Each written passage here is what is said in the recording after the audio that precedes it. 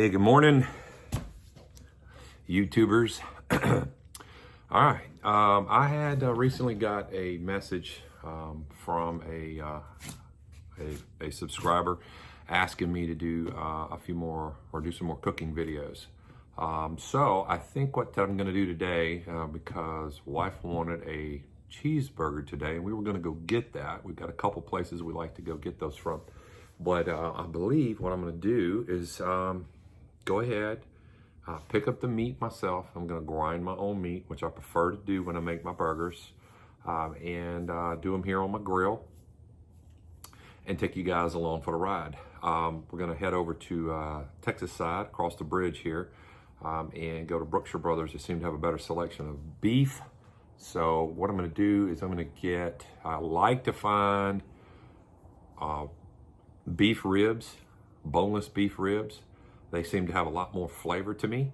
I'm also would like to either get a sirloin steak or a chuck steak or roast and combine those two right there. I might even add a little bacon yet, I'm not sure. But anyway, stick around, I'm gonna take you along for the ride.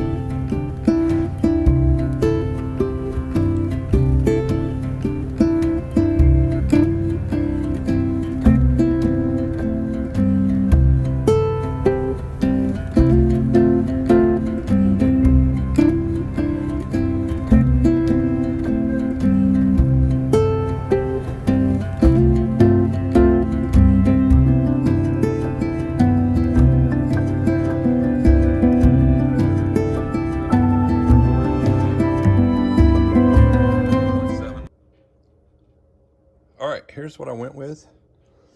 Had a pretty good deal here on the beef shoulder, boneless country style ribs. I like these. There's plenty of good marbling and fat in this. A lot of flavor in these. We like to put these in the Ninja and cook them down.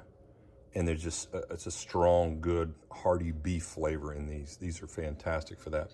And I didn't like the choices from the sirloin and the chuck roast that they had. So I haven't done this before, but another layer of flavor here would be from the skirt steak. Nice big piece here.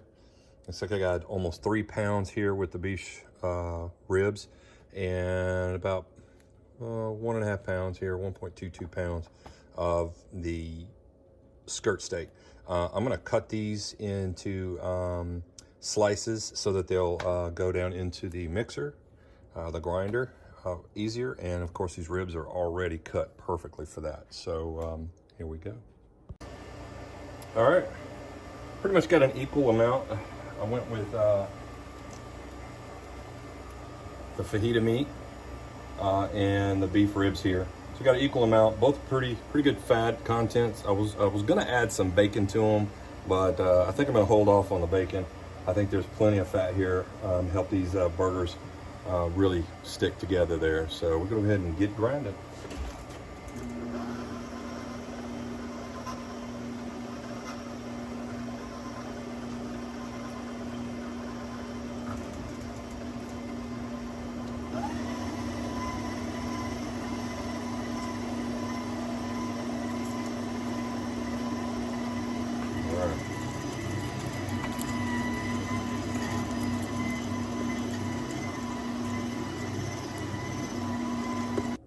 Okay, switched over my my grinding plate and went from the larger grind, which I would have kept this for something like chili, and then I went to my smaller plate here, and that's going to give it a little bit finer grind, and it's going to help that those burger patties stick together a little bit better. So at least 2 grinds when you're doing burgers. All right, got my meat ground up really nice. You can see it's got a good fine grind on it. Plenty of fat mixed in here. Smells really, really good. So what I'm gonna do now is add my seasoning before I make my patties. And I like to use John Henry's East Texas. This blend right here is the Mojave garlic pepper. It's got a really good mix in here.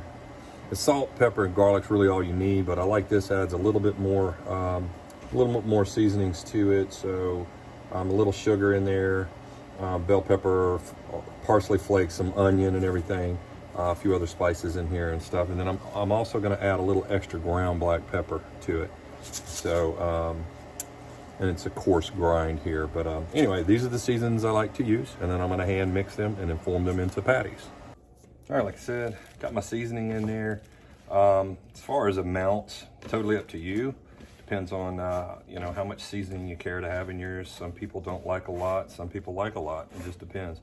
This beef right here should speak for itself. So I probably used about a tablespoon and a half of the Mojave garlic pepper, and maybe a tablespoon max of the coarse. I just want that little bite of pepper in there every once in a while when you're biting into your burger. So we're gonna do like a loose mix here. I don't want to really kind of compress this down. And I'm hoping for about 5 or 6 burger patties out of this. I'm gonna make them fairly large. With the fat content, they should shrink up pretty good. So anyway, we're gonna go ahead and try to get one of these patties formed up. Got me some parchment paper over here. And I'm gonna go ahead and push my patties down because I'm not gonna be cooking this on a flat top. I'm actually gonna be grilling it. Either way is good. Flat top gets you a nice crust on the outside of that burger. Sorry. Depression. I'm gonna get it out. It's coming out of the mouth here. Okay. All right. All right. Not too bad. Came out with 6 patties. As you can see, this Big Daddy's patty right here. Had a little left over. Wouldn't have made enough for a 7th patty, so I went ahead and just kind of combined it. Just want you to notice some of that coarse pepper in these. See how it's got a little bit of that coarse pepper in there. I'm a huge fan of black pepper. I love that flavor, and biting into those little crispy nuggets is just, for me, it's fantastic. So I'm gonna go ahead and cover these with another piece of parchment paper. Go ahead and put them in the ice box, and then I'll break them out about 30 minutes, 20 minutes before we get on the grill. So hang tight.